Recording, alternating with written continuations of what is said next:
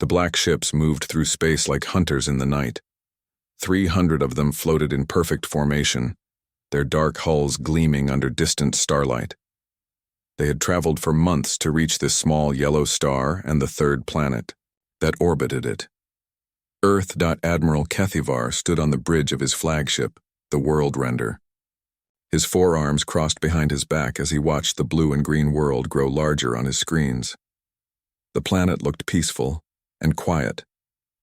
No massive defense fleets waited for them. No warning signals filled the empty space around the world.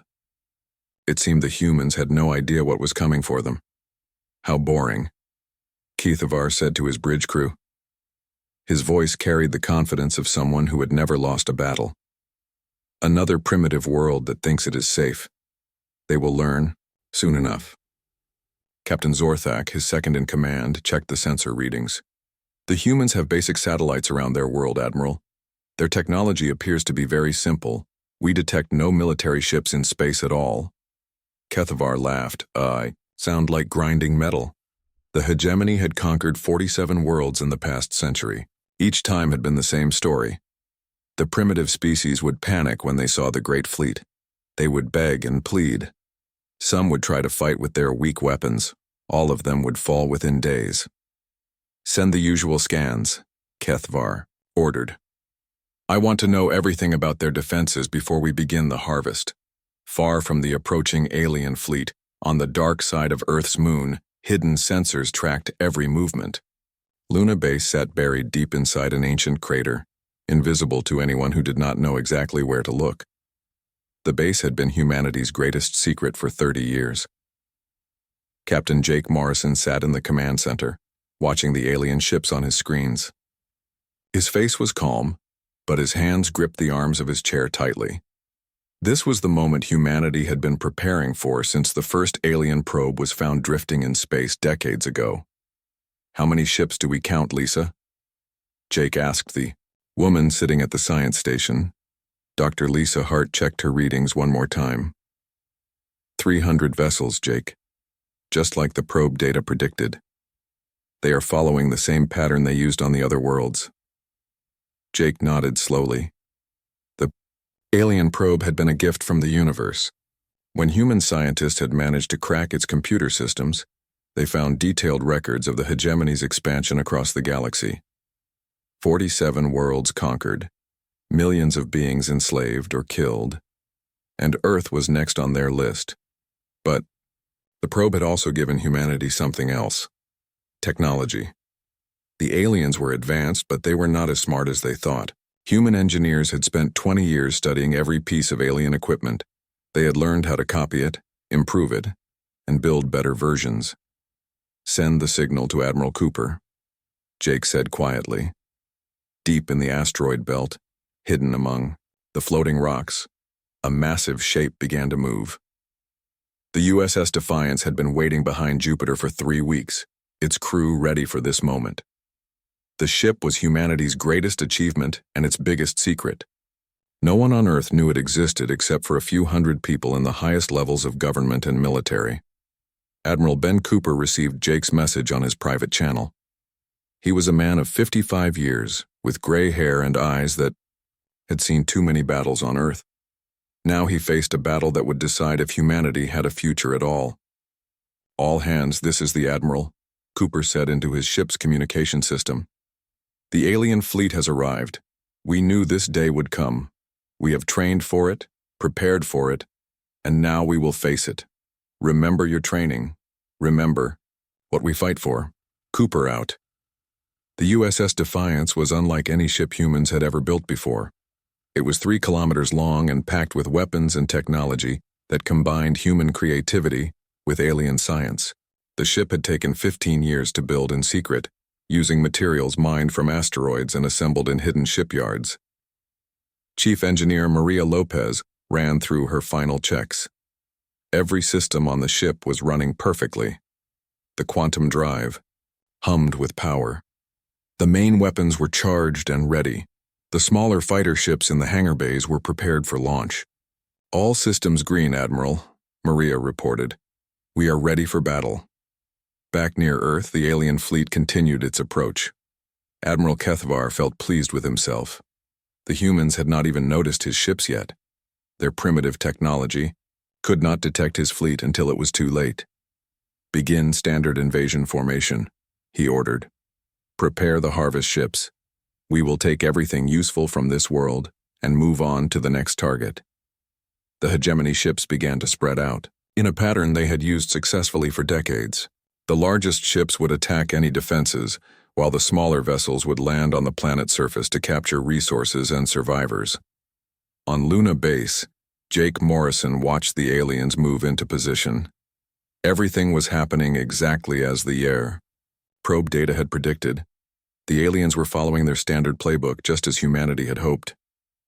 "They think we are helpless," Lisa said as she watched the alien formation take shape. "Good," Jake replied.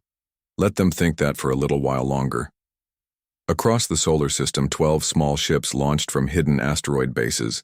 The Wasp fighters were tiny compared to the alien vessels, but they carried weapons that would surprise the hegemony. Each pilot had trained for years for this mission. Captain Steve Johnson sat in the cockpit of Wasp-1, leading the small squadron toward the alien fleet. His ship was completely invisible to alien sensors, using stealth technology that humanity had developed by improving on alien designs. "Remember, people," Steve said to his squadron. "Hit them hard and fast, then get out. We want to make them angry and confused. Let them chase us exactly where we want them to go." Admiral Kethvar looked at his tactical display with satisfaction. Earth hung before his fleet like a ripe fruit ready to be picked. In a few hours, he would send his demand for surrender. The humans would have no choice but to give up without a fight. He had no idea that humanity had been watching his species for 20 years.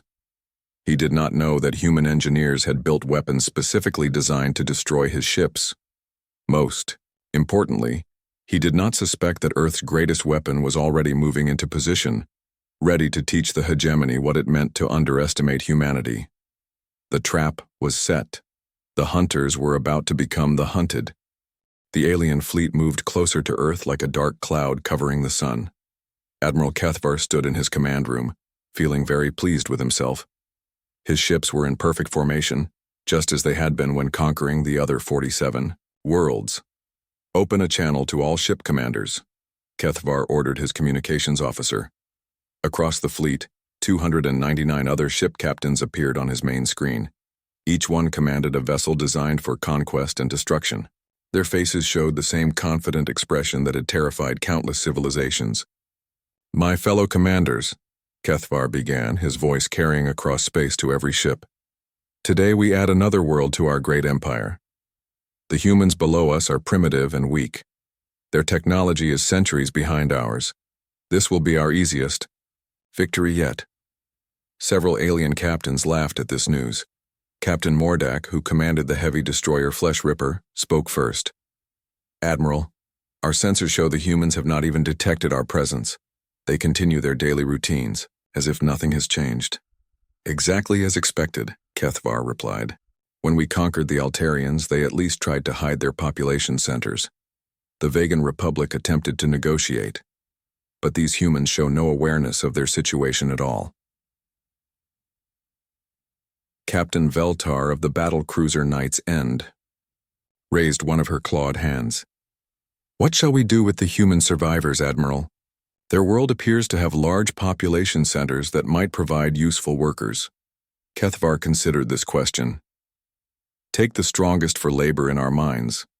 The rest are not worth the effort to transport. We will harvest their resources and leave this system within one standard cycle."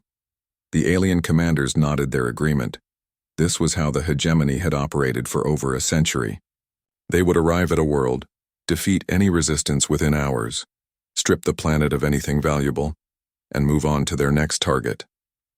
On Earth, most of humanity went about their normal lives. They worked their jobs, spent time with their families, and had no idea that 300 alien warships were approaching their world. Only a few hundred people knew the truth, and they were very busy preparing for the battle of their lives. Colonel Amy Davis walked through the underground corridors of Cheyenne Mountain, the secret command center for Earth's defense. She checked her watch and saw that she had exactly 4 hours before the aliens would be close enough to send their surrender demand. "Status report," she called out as she entered the main operations room. "All ground-based defenses are ready, Colonel," replied Lieutenant Dan Brown. "The missile batteries in North America, Europe, and Asia are fully loaded and waiting for orders. Our fighter squadrons are on standby at hidden airfields around the world." Amy nodded, but she knew the ground defenses were mostly for show. Real battle would happen in space where humanity's secret weapons waited. Her job was to coordinate with Luna Base and make sure everything looked normal on Earth's surface. "Any word from Jake Morrison?" she asked. "Luna Base reports the alien fleet is moving into their final approach pattern," Dan answered. "Admiral Cooper and the Defiance are in position. The WASP squadron is moving to intercept coordinates.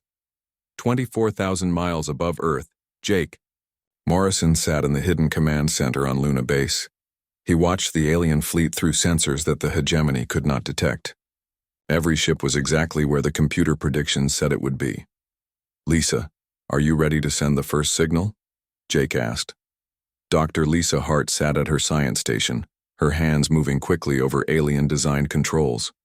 She had spent 15 years learning how hegemony technology worked.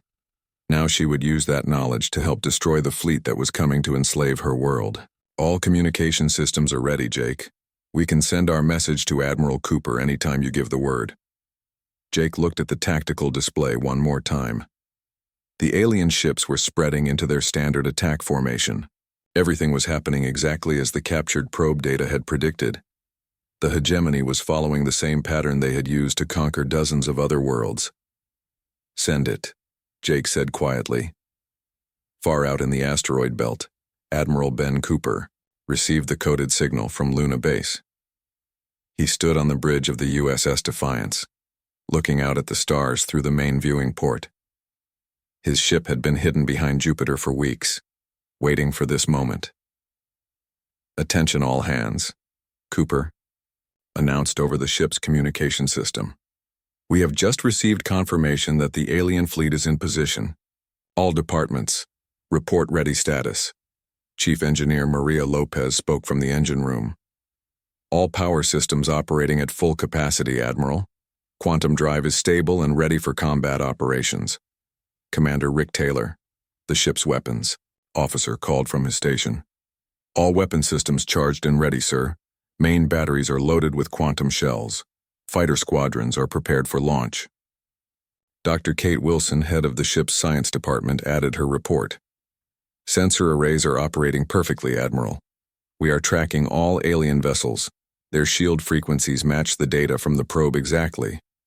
Cooper nodded with satisfaction. The USS Defiance had been built using the best of both human and alien technology.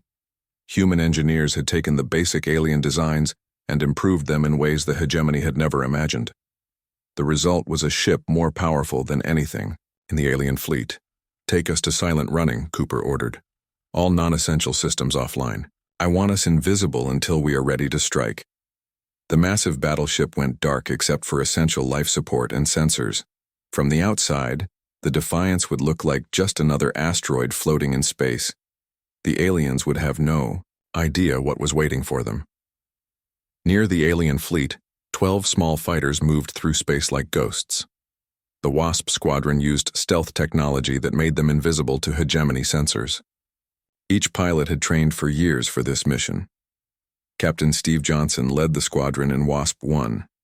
He watched the alien ships spread out before him like targets at a shooting range. Each WASP carried 2 quantum torpedoes, weapons designed specifically to penetrate alien shield technology. "All WASPs, this is lead," Steve said on the private channel that connected his squadron. "Remember the mission. We hit their biggest ships first, then scatter and make them chase us. We want them angry and confused." "Copy that, lead," replied Lieutenant Jane Peters in WASP-2. "My target is locked and ready." "WASP-3 ready to engage," added Lieutenant Mark Davis. One by one, all 12 pilots confirmed they were in position. They had approached the alien fleet from different directions, spreading out so that they could hit multiple targets at the same time. Back on the alien flagship, Admiral Kethvar prepared to send his surrender demand to Earth. This was always his favorite part of a conquest. He enjoyed watching primitive species realize how hopeless their situation was. "Are we in range for planetary communication?" he asked his communication officer. "Yes, Admiral. We can transmit directly to their major population centers whenever you are ready." Kethvar smiled, showing rows of sharp teeth. "Excellent.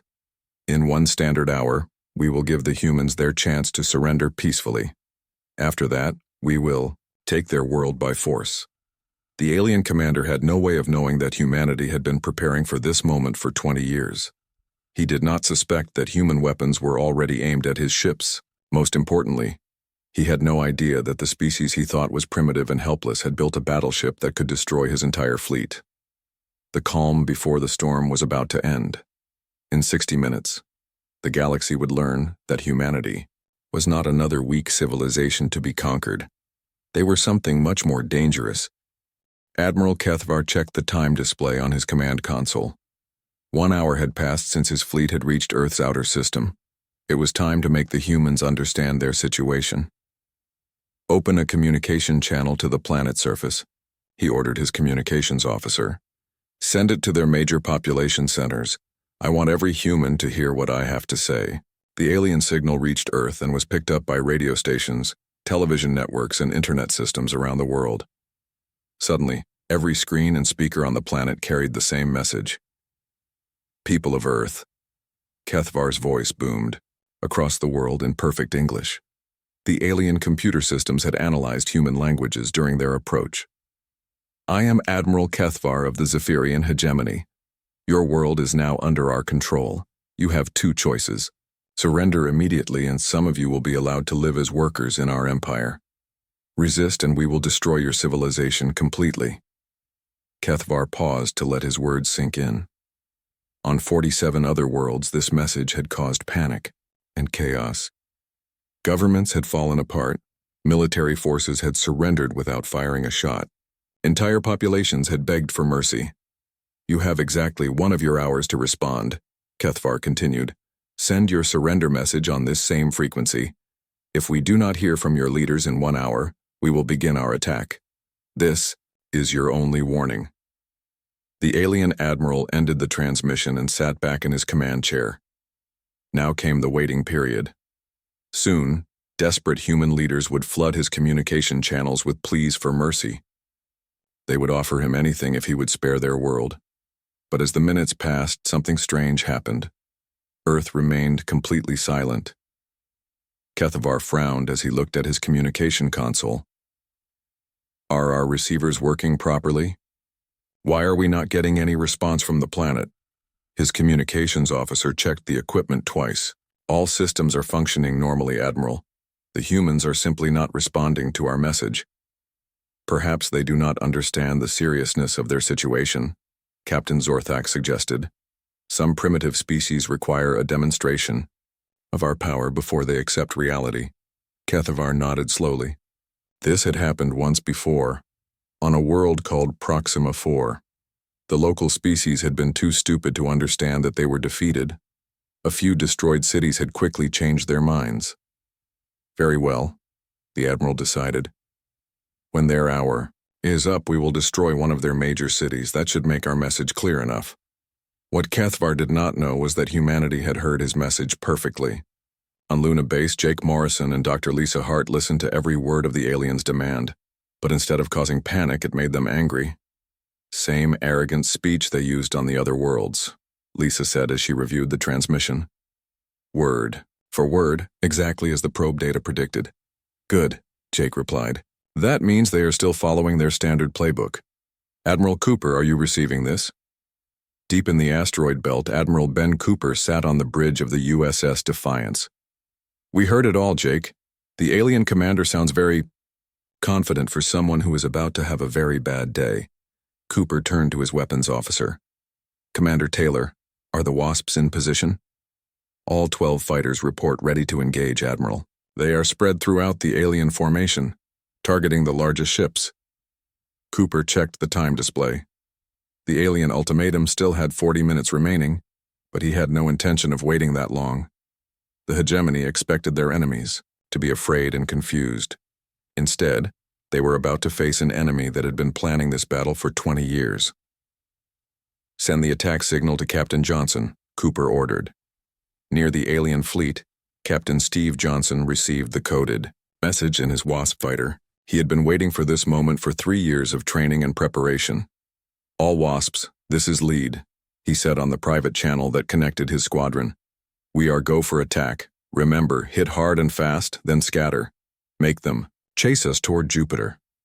Steve looked at his target through his cockpit window. The alien dreadnought was massive, easily 10 times the size of his small fighter.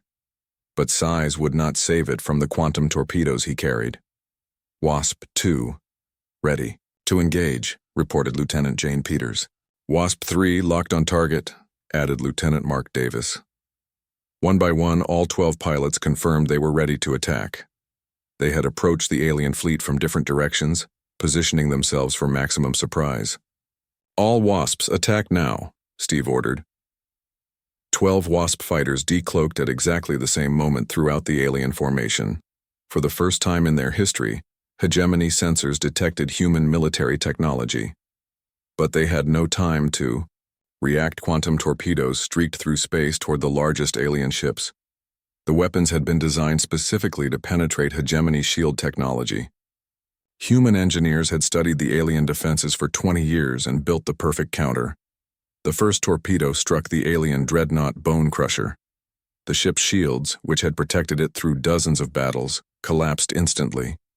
The quantum weapon tore through the hull like it was made of paper. The massive ship exploded in a ball of fire that lit up space for thousands of miles.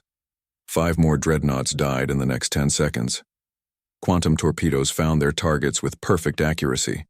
Each explosion sent shock waves through the alien fleet as ships that had seemed invincible simply ceased to exist. On the bridge of the World Render, Admiral Kathavar watched his sensors in complete shock. 6 of his most powerful ships had just been destroyed by weapons that appeared out of nowhere. "Report!" he screamed at his bridge crew. "What just happened?" Captain Zorthak stared at his tactical display in confusion. "Admiral, we are detecting small fighter craft throughout our formation. They appeared without any warning on our sensors." "Impossible," Kathavar snarled. "Human technology is primitive. How can they have cloaking devices?" Before anyone could answer, Captain Steve Johnson's voice filled every communication channel in the alien fleet. He spoke in perfect Zephyrian language, using words and phrases that should have been impossible for any human to know. "Greetings from Earth," Steve said calmly. "We received your surrender demand. Here is our response." More quantum torpedoes launched from the Wasp fighters. 3 alien cruisers exploded as the weapons found their targets. The hegemony fleet, which had been in perfect formation just moments before, scattered in panic as they tried to locate the attacking fighters. "How do they know our language?" Kathavar demanded. "How do they have weapons that can penetrate our shields?" Dr. Lisa Hart answered that question from her position on Luna Base. She activated the alien communication systems and broadcast on all hegemony frequencies. "We know your language because we have been studying you for 20 years, she said in the same perfect Zephyrian that Steve had used. "We know your technology, your tactics, and your weaknesses. Did you really think you could conquer a world without anyone noticing?" The alien fleet was in complete chaos now. Ships crashed into each other as they tried to avoid the quantum torpedoes. Their formation, perfected over decades of conquest, fell apart completely. Kathavar realized that something had gone terribly wrong. The humans were not supposed to have advanced technology. They were not supposed to know about the hegemony's existence. Most importantly, they were not supposed to fight back. "All ships, return fire," he ordered desperately. "Find those fighters and destroy them." But the Wasp fighters had already vanished back into stealth mode. They scattered in different directions, leading the confused alien ships exactly where Admiral Cooper wanted them to go. "Phase 1 complete," Steve Johnson reported, as his fighter raced toward Jupiter. "The big fish are taking the bait. They are following us exactly as planned." On the USS Defiance, Admiral Cooper watched the alien fleet break formation and pursue the Wasp fighters. Everything was happening exactly as humanity had hoped. "They are coming to us," he said with satisfaction. "All hands, prepare for battle." It is time to show these aliens what happens when they threaten Earth. The Hegemony fleet, which had conquered 47 worlds, was about to learn that humanity was not like their previous victims. They were about to face a species that had turned being underestimated into the deadliest weapon in the galaxy. The alien fleet chased the Wasp fighters through space like angry hornets pursuing someone who had kicked their nest. Admiral Kethvar stood on the bridge of his flagship, his 4 hands clenched into fists. In all his years of conquest, he had never been so humiliated. "Status report," he demanded from his tactical officer.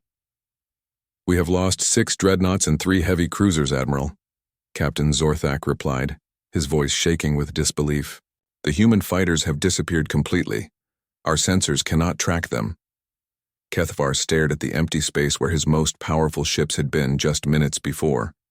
9 vessels destroyed in less than 5 minutes by an enemy he had thought was primitive and helpless.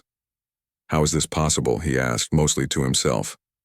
"Our intelligence reports said the humans had barely achieved spaceflight. Where did they get weapons that can destroy our dreadnoughts?" No one on the bridge had an answer. The Hegemony had conquered 47 civilizations, and none of them had ever possessed technology that could penetrate their shields. The humans should have been the weakest enemy they had ever faced. "Admiral," the navigation officer called, "out. We are approaching the gas giant they call Jupiter. Long-range sensors are detecting some kind of large object behind the planet's storm clouds." Kethvar looked at his main screen as the alien fleet rounded Jupiter's massive bulk. What he saw there made his blood freeze in his veins. A ship waited for them in the empty space beyond the planet, but calling it a ship was like calling a mountain a rock. The vessel was enormous, easily 3 kilometers from bow to stern. Its hull gleamed with metal that looked nothing like any known alloy. Weapon ports covered its surface like the eyes of some massive predator. "Blessed ancestors," whispered Captain Zorthak. "What is that thing?" The alien fleet came to a complete stop as every sensor focused on the impossible sight before them. Their computers analyzed the massive ship's energy signature and found readings that made no sense. The vessel's power output was beyond anything in their experience. Silence swept through the Hegemony fleet like a cold wind. 300 ships that had never known fear suddenly felt what it was like to face something larger and more powerful than themselves. On the bridge of the USS Defiance, Admiral Ben Cooper watched the alien fleet discover his ship. He had waited 3 years for this moment, ever since the day construction on humanity's first battleship had been completed. "All hands, this is the Admiral," Cooper announced over the ship's communication system. "The enemy fleet is in position. We are about to make first contact with a hostile alien species. Remember your training, remember what we fight for, and remember that the entire human race is counting on us," Chief Engineer Maria Lopez called from the engine room. "All systems operating at maximum efficiency, Admiral. We are ready for combat." "Commander," Rick Taylor reported from the weapons station. "All batteries loaded and ready to fire, sir. Main quantum cannon is charged to full power." Cooper nodded and activated the ship's external communication array. It was time to introduce humanity to the galaxy. "Attention, alien fleet," Cooper said, his voice carrying across space to every Hegemony ship. "I am Admiral Ben Cooper of the United Earth Defense Force. You have entered human space with hostile intent and have threatened our world. You have one opportunity to withdraw immediately and never return." Admiral Kethvar stared at his communication screen as the human's message played. The alien language translation systems told him the words, but his mind struggled to accept what he was hearing. "Impossible," he said slowly. "Humans cannot build ships like that. Our technology is centuries ahead of theirs." But the evidence floated before him in space. The massive human battleship dwarfed even his own flagship. Its weapon systems were unlike anything in the Hegemony's arsenal. Most disturbing of all, its power signature suggested technology that was more advanced than his own fleet's. "Admiral," his science officer called out nervously, "I am analyzing the human ship's quantum signature. The readings indicate they possess technology that is at least 50 years ahead of our own." Kethvar felt his world crumble around him. The Hegemony's entire existence was built on the idea that they were the most advanced species in the galaxy. They conquered other worlds because their technology made them superior. But if the humans had better technology, then everything he believed was a lie. This must be some kind of trick, he said desperately. A hologram or an illusion. Humans are primitive. They cannot possibly build something like that. Captain Zorthak checked his sensors again. All readings confirm the ship is real, Admiral. It is definitely constructed from solid matter. The quantum signature is consistent throughout the entire structure. Admiral Cooper waited patiently for a response from the alien fleet. When none came after 2 minutes, he decided it was time to demonstrate what human technology could do. Commander, Taylor, target the 3 ships at the front of their formation. Fire 1 warning shot with the main cannon. Aye, sir, Rick replied. Quantum cannon firing. A beam of pure energy lanced out from the USS Defiance's main weapon. The shot was carefully aimed to pass between 3 alien ships without hitting them. But the energy beam was so powerful that it superheated the space around the vessels, causing their hull plating to glow red-hot. The alien ships scattered in panic as the quantum beam passed through their formation. Never before had they seen a weapon with that much raw power. That was a warning shot, Admiral Cooper announced to the alien fleet. The next one will not miss. You have 30 seconds to begin your withdrawal from this system. Admiral Kethavar felt fear for the first time in his long military career. The human weapon had more power than his flagship's main battery. If that had been aimed at his ships, it would have destroyed all 3 of them with a single shot. All ships combat formation, he ordered, his voice cracking with desperation. We cannot allow a primitive species to threaten the hegemony. Attack that ship with everything we have. But even as he gave the order, Kethavar knew it was hopeless. His fleet was designed to fight enemies with inferior technology. The humans had somehow built a ship that made his entire armada look like toys. The hegemony ship spread into attack formation, their weapons charging as they prepared to engage the human battleship.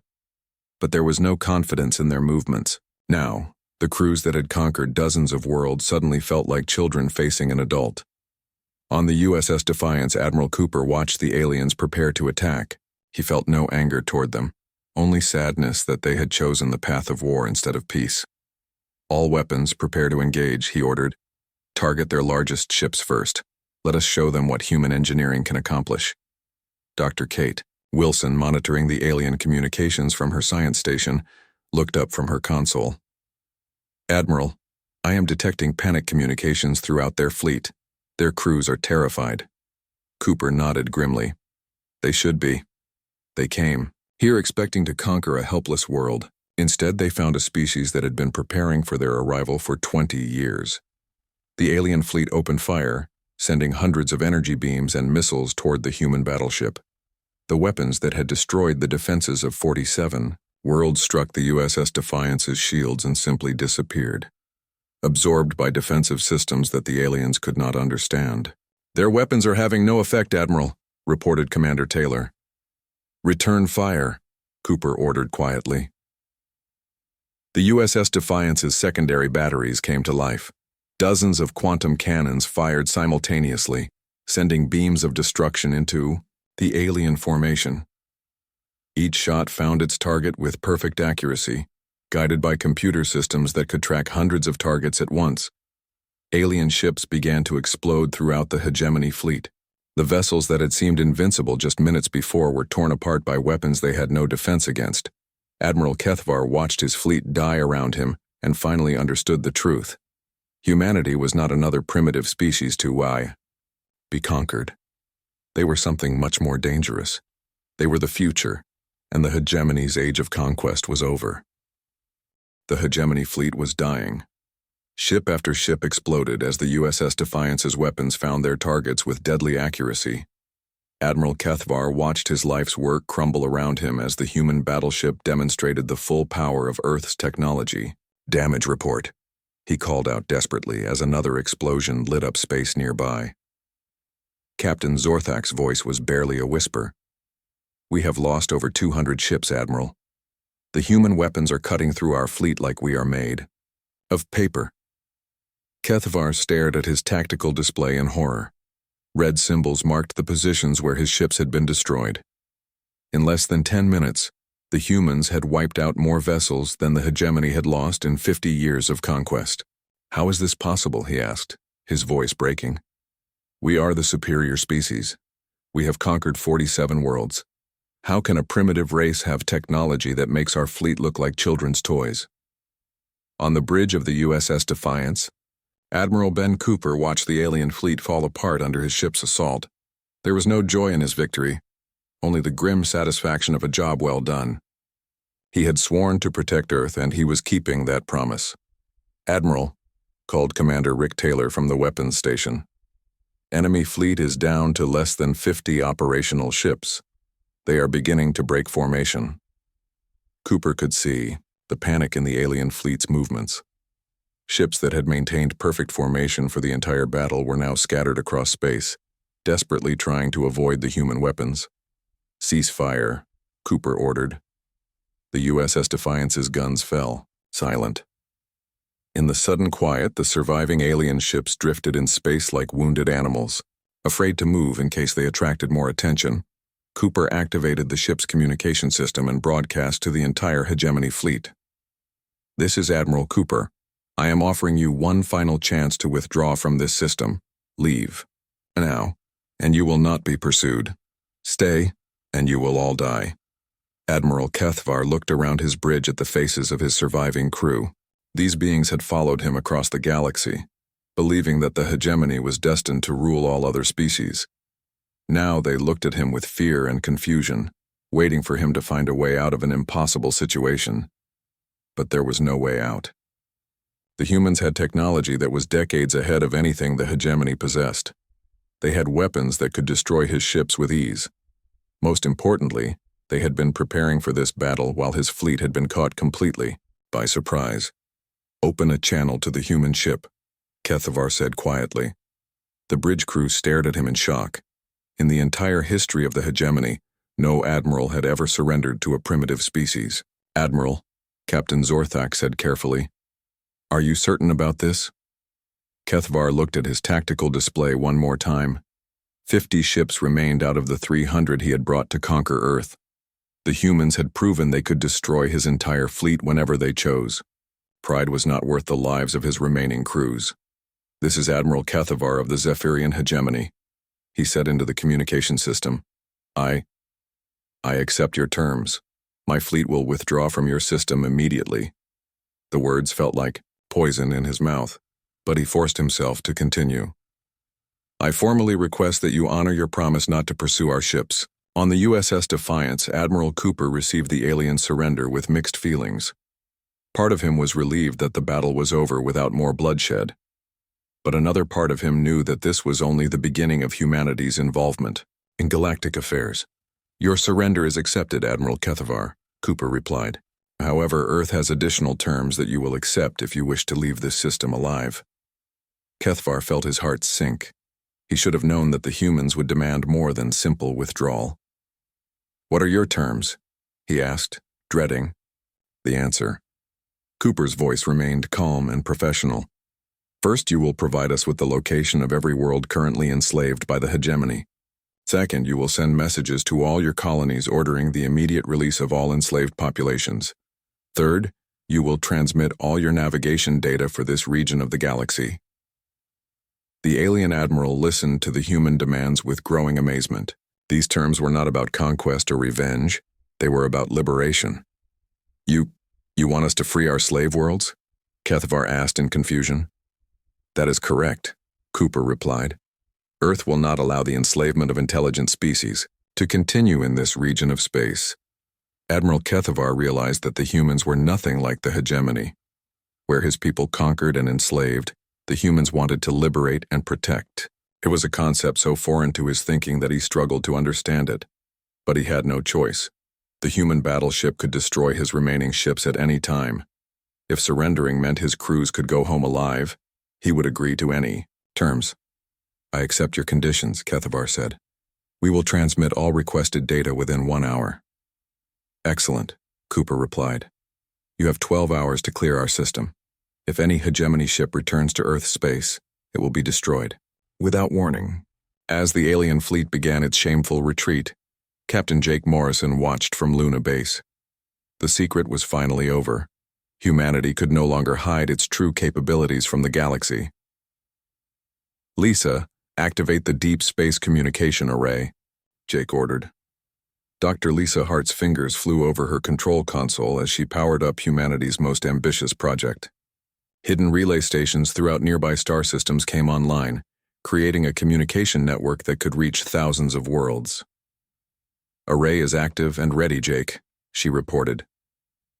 "Send the message," Jake said.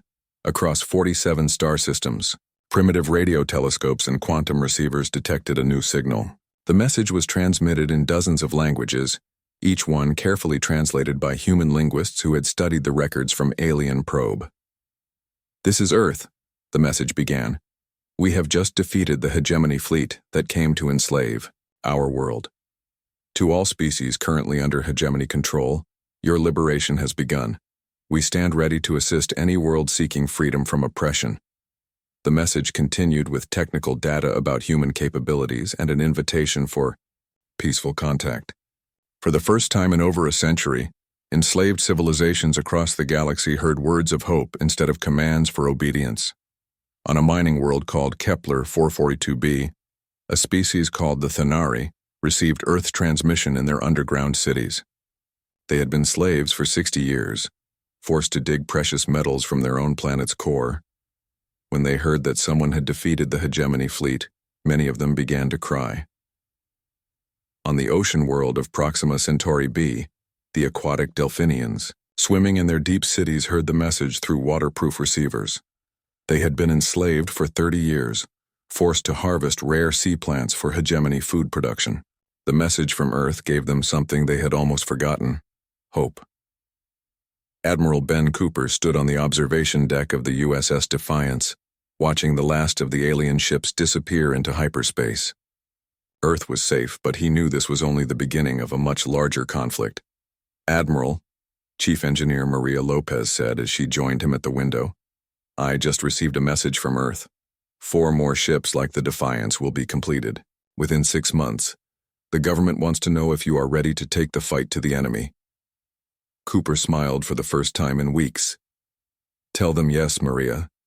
It is time for humanity to take its place among the stars." Across the galaxy, the age of hegemony rule was ending. Species that had been enslaved for decades began to plan their own liberation. Advanced civilizations that had hidden from the aliens started to emerge from the shadows. And at the center of it all was a small blue world whose people had refused to be conquered. Earth had announced its presence to the galaxy, not with words of peace, but with the thunder of quantum cannons and the silence of a broken alien fleet. The humans had kept their promise. The galaxy would never be the same again. Freedom had a new champion, and its name was humanity.